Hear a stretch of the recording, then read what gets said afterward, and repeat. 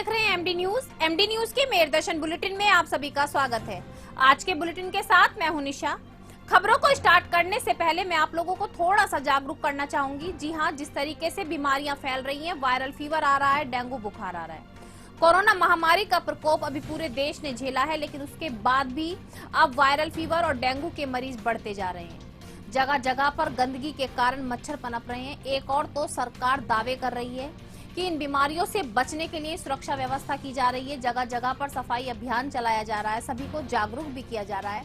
लेकिन दूसरी ओर यदि देखा जाए तो गली मोहल्लों में इतनी गंदगी इकट्ठा हो गई है, आसपास घरों के इतनी गंदगी इकट्ठा हो गई है, गोबर के ढेर कह सकते हैं गलियों में पड़े हुए हैं, कूड़ा कचरा पड़ा हुआ है, लेकिन नगर निगम का उस और बिल्कुल भी ध्यान नहीं है।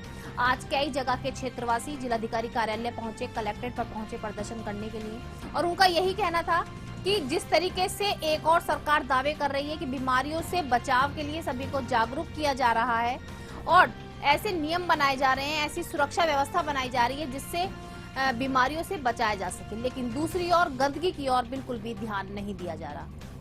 सुबह के समय सफाई कर्मचारी क्षेत्रों में पहुंचते तो जरूर हैं, लेकिन केवल नाम के लिए। जी हाँ, केवल कूड़ा उठाया और चल दिए। जो गंदगी इकट्ठा हो जाती है, नालियां पानी से भर जाती हैं, गंदगी से भर जाती हैं, उन्हें कोई साफ नहीं कर रहा है।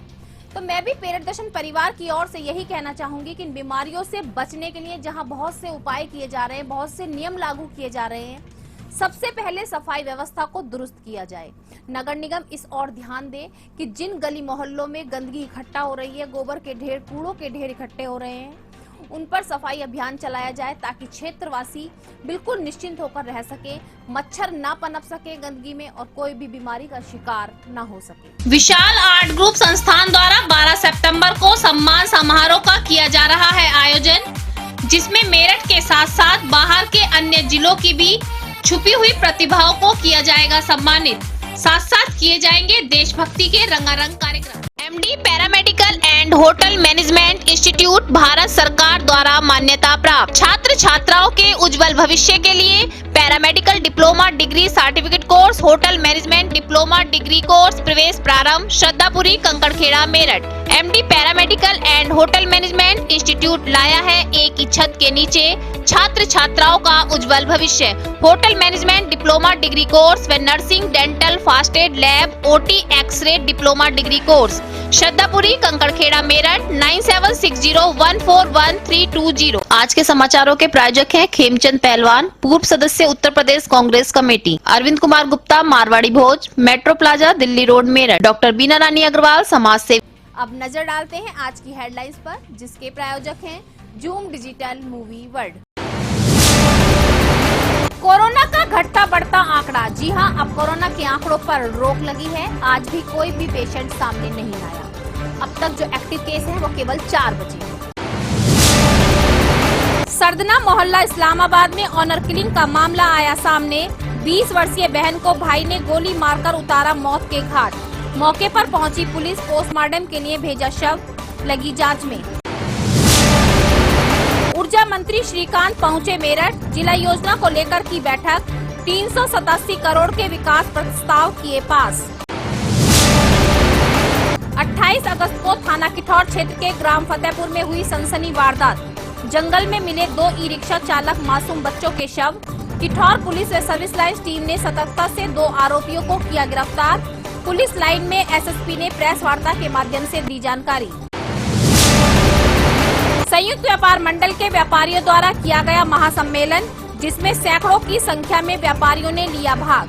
महासम्मेलन में 2022 के चुनावों को लेकर बनाया मिशन।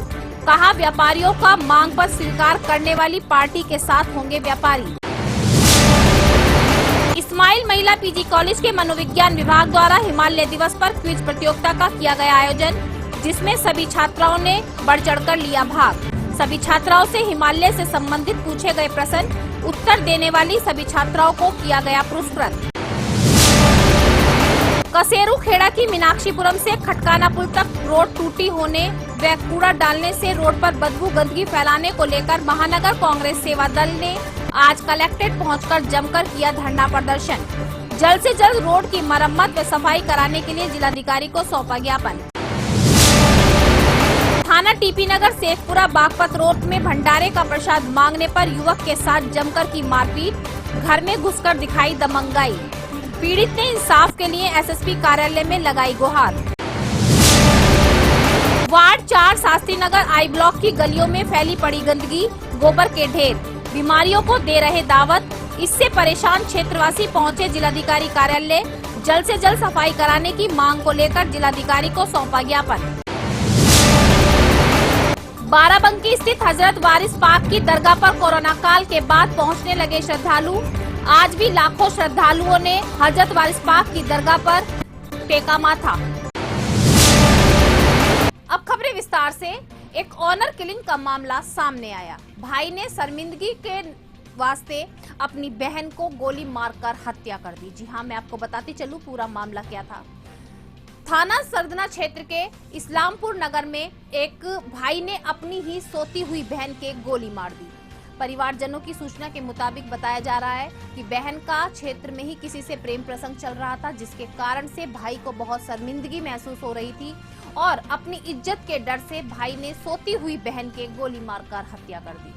जब हमारी मेरदर्शन की टीम ने परिजनों से बात की तो परिजनों का कहना था कि दोनों ही बहन भाई अपने मामा के घर काफी समय से रहते थे, लेकिन अपनी बहन की कुछ हरकतों की वजह से भाई काफी शर्मिंदा था, जिसको लेकर के शर्मिंदगी से बचने के लिए उसने अपनी बहन की गोली मारकर हत्या कर दी। दूसरी ओर मैं आपको बताती चलूं कि शर्मिंदगी के रहते बहन की हत्या कर दी, लेकिन इसमें क्या सही था? जी हाँ, पुलिस द्वारा छानबीन की जा रही है, पुलिस द्वारा चेकिंग की जा रही है। आरोपी भाई ने अपना जुर्म खुद ही कबूल कर लिया, लेकिन भाई ने ये बहुत बड़ा गलत कदम उठाया। अपनी बहन को वो समझा भी सकता था, क्या हत्या करना इसका सॉल्यूशन था? जी नहीं। अगर भाई चाहता तो अपनी बहन को समझा सकता था, उस लड़के से बात कर सकता था, तो इतना बड़ा जो अपराध सामने आया है, इतनी बड़ी जो घटना सामने आई है, वो घटना होने से बच सकती थी। ये लड़की मेरी भांजी है, मैं इसका मामा हूँ, और ये 2 बच्चे जो हैं ये हमारे पास ही रहते थे बचपन से, भांजे भांजी। और इस लड़की का जो है किसी लड़के से प्रेम प्रसंग का मामला हो गया था। उसकी वजह से इसके भाई को जो है शर्म आ रही थी कि मुझे समाज में मैं सर उठाने लायक नहीं हो रहा। इस वजह से रात को सब सो रहे थे और उसकी भी सोती हुई गोली मार दी।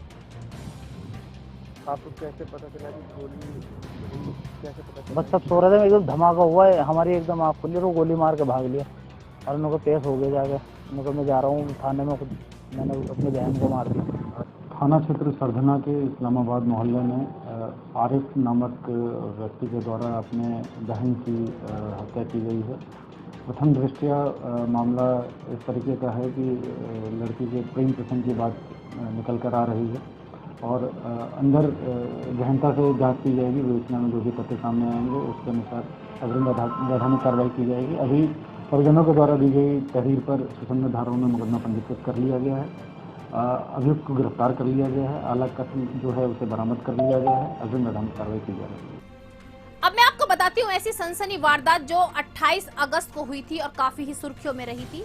2 ई-रिक्शा चालक मासूम बालकों की अपहरण करने के बाद हत्या कर दी गई थी। जी हाँ, और जिसकी पुलिस काफी दिनों से तफ्तीश कर रही थी और काफी छानबीन कर रही थी। आज मैं आपको बताती चलूं, पुलिस लाइन में प्रेस वार्ता के माध्यम से एसपी सिटी ने जानकारी दी कि जो पुलिस सर्विस टीम और किठौर की पुलिस ने सतर्कता दिखाते हुए 2 आरोपियों को गिरफ्तार कर लिया गया।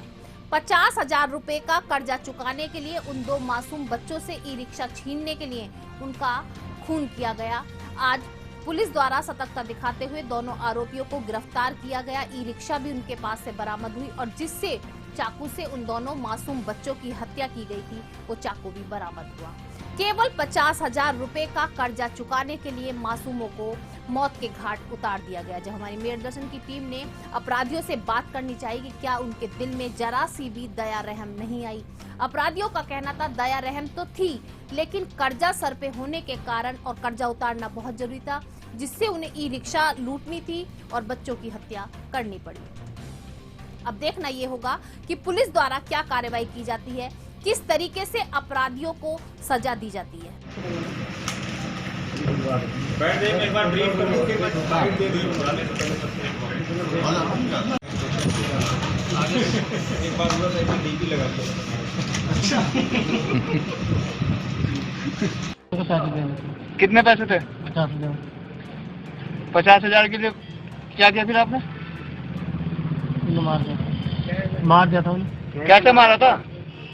से मारा था, तोड़ने से मारा था, हाथ से मारा था। तो छोटे बच्चे को मारते हुए कुछ दिल में कुछ न हुआ एहसास? ये हो रहा था। हो रहा था? हो रहा भी।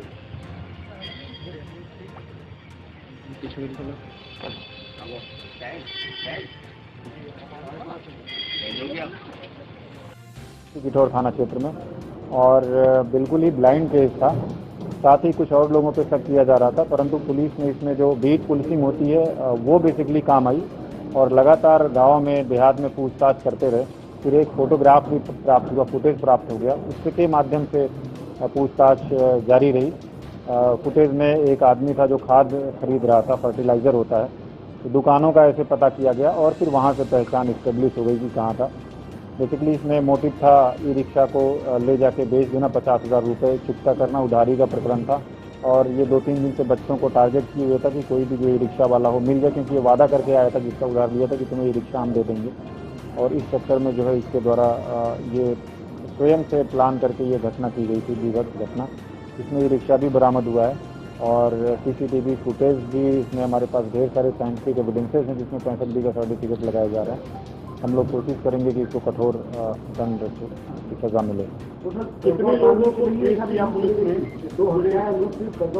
कर्जे उतारने का प्रकरण था, इसने खुद से बताया है। फिर जिसको इसने दिया था वहाँ भी पुलिस गई पूछताछ की, इसका वेरिफिकेशन हुआ, तो वहाँ पे बैटरी भी बरामद हो गई चारों, और जो ई रिक्शा था इसका वो भी बरामद हुआ इसमें। मेरठ की विकास योजनाओं का जायजा लेने और विकास योजनाओं को और आगे बढ़ाने के लिए ऊर्जा मंत्री श्रीकांत आज मेरठ पहुंचे और एक बैठक का आयोजन किया, जिसमें 387 विकास कार्यों के लिए आज प्रस्ताव पास किए गए और किस तरीके से आगे का विकास कार्य किया जाए, इस पर सभी ने अपने अपने विचार रखे।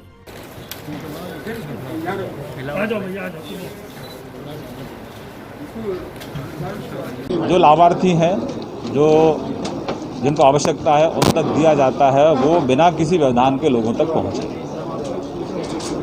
क्योंकि ये जनता की सरकार है। आदरणीय प्रधानमंत्री जी का, आदरणीय मुख्यमंत्री जी का जो गरीब कल्याण की योजना है वो 100% नीचे तत्काल प्रभाव से उसका लाभ लोगों को मिले, यही हम लोग सुनिश्चित करते हैं। आज की बैठक में भी काफ़ी सुझाव आए, विस्तार से हमने उन सुझावों को सुना है। जिलाधिकारी महोदय को उन सभी जो सुझाव आए हैं उन पर इम्प्लीमेंट करने के लिए कहा गया है। वगैरह मिली है, कैसे स्प्रे किया है, जिसके लिए कुछ बड़े शब्दों में देना पड़ा अधिकारियों को? माननीय मुख्यमंत्री जी के आदेश हैं कि सैनिटाइजेशन सभी पंचायतों में हो जाए। जलभराव की बहुत ज़्यादा शिकायतें हैं। ये जो एक बुखार चल रहा है, कहीं डेंगू का है, कहीं और अलग अलग तरीके का बुखार सामने आ रहा है ब्लड सैंपलों में, तो प्रयास यही है। DPRO को, जिलाधिकारी को ये कहा गया है कि जितना जल्दी हो सकता है सैनिटाइजेशन हो जाए, पंचायत में हर घर में दवा का छिड़काव हो जाए, और जहाँ जल भराव है उसकी जल की निकासी हो जाए, और गांव के आसपास जो पोखर है, जो तालाब हैं, उनमें गांव का जहाँ पानी जाता है वहाँ इंक्रोचमेंट है तो उसको भी हटाया जाए, जिससे कि गांव में जो जल भराव है उसकी समस्या से गांव को निजात मिले। पश्चिमी उत्तर प्रदेश संयुक्त व्यापार मंडल द्वारा आज एक महासम्मेलन का आयोजन किया गया। जी हां, पश्चिमी उत्तर प्रदेश संयुक्त व्यापार मंडल वो ग्रुप है जो व्यापारियों के हर सुख दुख में हमेशा खड़ा है और व्यापारियों के सुख दुख में उनका साथ देता है। यदि किसी व्यापारी को कोई भी परेशानी होती है तो हर एक व्यापारी साथ जुड़कर उसकी परेशानी के लिए आवाज उठाता है। लेकिन कोरोना काल में सभी व्यापारी टूट चुके हैं। व्यापारियों को रीढ़ की हड्डी कहा जाता है, लेकिन कोरोना काल में सभी व्यापारियों के प्रतिष्ठान बंद रहे, आमदनी बंद रही, लेकिन नुकसान बहुत ज्यादा हुए। बंद दुकानों के भी बिजली के किराए देने पड़े, बहुत से लोगों को बंद दुकानों का किराया देना पड़ा, जिससे लेकर के व्यापारी बहुत पूरी तरीके से हताश हो चुका है।